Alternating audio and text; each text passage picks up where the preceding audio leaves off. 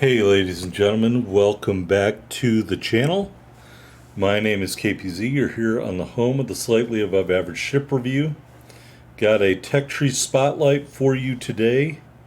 We are on Crash Zone in a domination match. We are top tier, and we are in the American Tier 4 tech tree cruiser, the Omaha. After the Omaha, the cruisers don't have torpedoes, so you do have them. Don't forget to use them. Omaha is a light cruiser, originally classified as a scout cruiser. In real life, I would treat it the same way you treat any kiting, HE spamming cruiser in the game. Alright, in real life, the Omaha was the lead ship of her class. Blah, blah, blah, blah, blah. It was launched 14 December 1920. Spent most of the career in the Pacific. Doing peacetime cruises and stuff like that. Primary mission was training. Won many fleet awards in gunnery and communications. Prior to the U.S. entering World War II, the Omaha was assigned to a neutrality patrol based out of Recife, Brazil. I'm sure that was really terrible duty for the sailors on this ship. Yeah, you get to hang out in Brazil. Sounds like it really, really sucks. Anyway, captured some German blockade runners. Continued to guard convoys in the Atlantic between South America and Western Africa. Rescued a lot of crew members whose ships had been sunk by U-boats. Participated in Operation Dragoon, which was the invasion of southern France, and was scrapped relatively quickly following the war. In 1946. So, didn't do a whole lot of stuff of note, but what it did, it was awarded for. So, I mean, in that respect, you know, you can only do what they tell you to do. And this ship was doing it pretty good. All right, so here are the enemy. We're firing at a Yubari who's running away. And we've got a rattlehead over there, which is really just a marblehead that somebody had to pay for. Although, I mean, you have to pay for marblehead too, but anyway, that's one of those collabs. I have a low opinion of those for the most part, so I just don't have anything else to say about rattlehead. It sucks. Just get a marblehead. You'll feel better about yourself in the morning. All right, Orion out there looks like it's about to eat a couple of torps. There are aircraft carriers in this match. We do have a fighter plane. Until Wargaming releases stats on fighter planes, I'm not going to tell you that this fighter plane is effective for anything at all, because there's no way to objectively determine that, because Wargaming has been especially not forthcoming about the capabilities of fighter planes. Now, I mean, I'm not like a very important person in the world of wargaming, World of Warships Legends, or anything like that, so just me harping on this in videos isn't going to get anything done.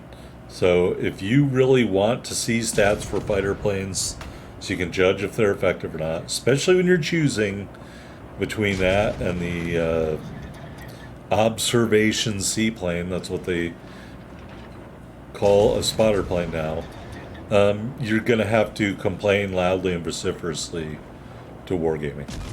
Alright, Yubari, we set him on fire. He strayed a little too close to my gun range, so I'm going to light him up. And we've got a little bit of an angle. We're actually putting our most squishy parts towards oh, I guess we are going broadside. Don't do this. Although you can do it in the Omaha and get away with it because you have guns on both sides of the ship. And you can see we burnt down Yubari. Normally I would say don't turn against your turrets. Don't show broadside to a battleship. But we're just going to continue our turn because we can do that. Because we've got guns everywhere on this older ship design. And as you can see, I used the bino view to determine if I'm going to try to turn away or not, because I'm watching the main battery of the ship I'm trying to kill to see if he has fired back at me or not. Anyway, second kill, we burned down the Orion. So there should be one other cruiser over here. And we're just going to head this way until we get a hold of him. I wouldn't use the AP unless you're up close in this ship. You know, that changes when you get to the cruisers without torpedoes. But for this one, I wouldn't recommend AP unless you were closer range to a broadside ship. All right, speaking of ships, there's the Rattlehead. He gets smashed, absolutely smashed. We do have armor piercing going because I'm just talking and not paying attention to what I'm doing in the video. And as you can see, we do get some Citadel hits. Why? Because the Marblehead is broadside. I'm studiously ignoring him. That's what you call no-look kill number 3. All right, the blue team is beating the crap out of the red team. And I'm about half health. And now we're forced to go up against a Koenig. So I know I probably will not survive this encounter because Koenig's a battleship and he can pen right through my bow probably. So there isn't anyone else for me to kill or over here. So I have to kill the Koenig. So I am doing everything I can. I am turning, I am shooting HE, I'm checking to see if my torpedoes are in range.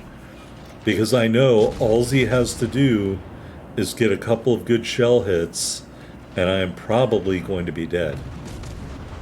And I am dead. See? Just like that. But that being said, you can see the damage is ticking in the upper right-hand corner of the screen because I set the Koenig on fire. And so, yes, it's not an especially high damage game, but I can only kill the ships they put in front of me. And we ended up killing 4 ships in this match. And I don't think I could do any better than that. I will say I think my very first Kraken was in the Omaha. You may have seen me post that ancient screen cap from when World of Warships Legends first started, and the medals were way cooler, and they gave out crap loads of rewards. Obviously, the game has totally changed since then, and I can no longer reliably get Krakens and 100 insignias and stuff like that. If you go to my community page, I'm sure you can find the screen cap of that Omaha game in there somewhere. So yeah, I don't, I guess we're just going to sit here and talk about it. So, I'm going to try to keep going up the U.S. cruiser line, but if I don't get a good game, I'm obviously not going to try to post those videos. So, I guess we're just waiting for the blue team to kill the red team right now. I've toyed with the idea of putting some college football games on. Obviously, from the video game College Football 25 on the weekends, but I still have Fallout going on. I also am going to have to move at some point, so I'm hoping that doesn't impact the video rotation. When you see this tomorrow, I'm going to be preparing for a routine medical procedure on Friday. So I don't know. I don't even know if I'll be able to get the Fallout videos up this weekend, but at the very least, hopefully, I can have a new video for you on Tuesday. I know I said I wasn't going to put up another carrier video for a while, but if all else fails and I can't get other videos, I do have some other carrier games that would be Tech Tree Spotlights that I might put one of them up. I also toyed with the idea of doing another Enterprise video because I have the new captain, Jean-Luc Picard, and they buffed the Enterprise. Although I just don't think I'm going to do any better than the match you already saw. We're at 193k damage, which my understanding that's the damage record on both WoW's builds if it ever gets verified by Father Mundy. and it's the best game on Discord. But when I went over to put it on Discord, one of the moderators was like, well, I'm not sure we're going to take that record because, we don't know that they're going to keep this ship in the game. And I was just like, whatever. It's the campaign ship. It is not going anywhere. So I was like, you can keep Discord, my friend. I'm not interested if you're going to gatekeep on a campaign ship. So anyway, you're going to see some beautiful maneuvering here by this carrier commander who says, not today. Not today, destroyer. But these are the last couple of ships left in the game. I just thought that was kind of amusing. I probably should have trimmed the video, but my new software doesn't react well to trimming in the middle. So you get to see this carrier doing his stuff. I would have personally turned at this point and tried to ram him. He's on a torpedo reload, or he was. Now he's going to get his torpedoes reloaded, and you have nowhere to go. So I would have turned into him. Anyway, the destroyer can't finish off the carrier. So that's embarrassing. All right, here we are on the victory screen. It's just a flesh wound medal. 37,499 total damage. 4 kills. That's all that matters. We got 4 kills in the Omaha. I'll take it. Nothing else on the screen is worth talking about other than those 4 kills. All right, in a minute here, we're going to look at the scoreboard. And I am number 1 with a 1402 base XP, 1 medal, 4 big kills, leaving the way for the blue team in a match that was pretty uninspiring. And I hate to say it, I just couldn't be bothered to try to get a better match in the Omaha because I don't think it would have happened. So I'll take my 4 kills and call it a day. Anyway, here in the port, let's take a look at the ship. Just 1 mod, aiming system mod 1. The Omaha's been fully upgraded for a very long time. Here in the loadout, 2 charges of very short-range sonar, 2 charges of the catapult fighter, which may do nothing except for fly around the ship and provide no defense whatsoever. Again, until Ouija provides a measurable stat here. And you have an option to the catapult fighter. I would choose whatever the other option is. All right, Type 3 temporary camo, 1 year strong flag. Here in the specs, 26,800 hit points. There's no torpedo damage reduction on this ship. You have 8 individual 152s and 2 twin 152s. The firing range is 15.5 kilometers. The reload is 5.9 seconds. The turn time is 18, but that really doesn't mean a lot because you got guns all over the ship. 2,200 HE shell max damage with an 15% fire chance. 3,100 AP shell max damage.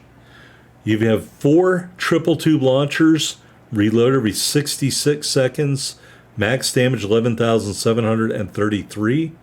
They have a 5.5 kilometer range at 56 knots. The detectability is 1,100 meters. So it's actually a lot of torpedoes. So at close quarters, you can do a lot of damage. AA defense, pretty negligible.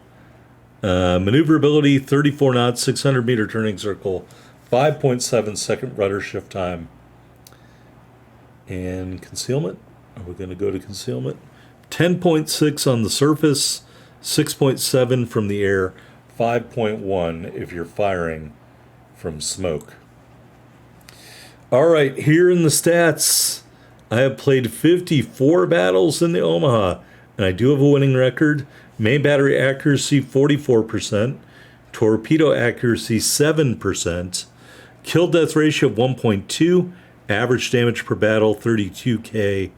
And there you can see that Kraken game I was talking about under the highest battle achievements. And I would probably never be able to get that again. So, yeah. Sorry, not sorry. Anyway, here in the armor viewer, you do have this heavier plate there on the side. That's your Citadel. And they built, I guess, the armor belt around the Citadel or they just made it heavier armor. Put the bow back on. You have a 10 millimeter bow with a 25 millimeter plate. What exactly that plate is doing, maybe something to do with the front turret, I don't know. Auxiliary room, also 10 millimeters. Your turrets have 25 millimeters and then 10 millimeters to the rest of the armor on the ship. Here's our commander, fully ranked up Norman Scott. Base trait increases the shell grouping. We have Mimbelli for reload and Nikolai Kuznetsov for main battery range. In row 1, we went with Beyond Range. In row 2, Igniter. In row 3, Armed and Ready. In row 4, Fixated. And our legendary skill is a refill station. Anyway, that's the Tech Tree Spotlight for the Omaha. Hope you enjoyed this video. Don't forget to like, comment, and subscribe down below. I will see you on the next one, folks. Have a great weekend.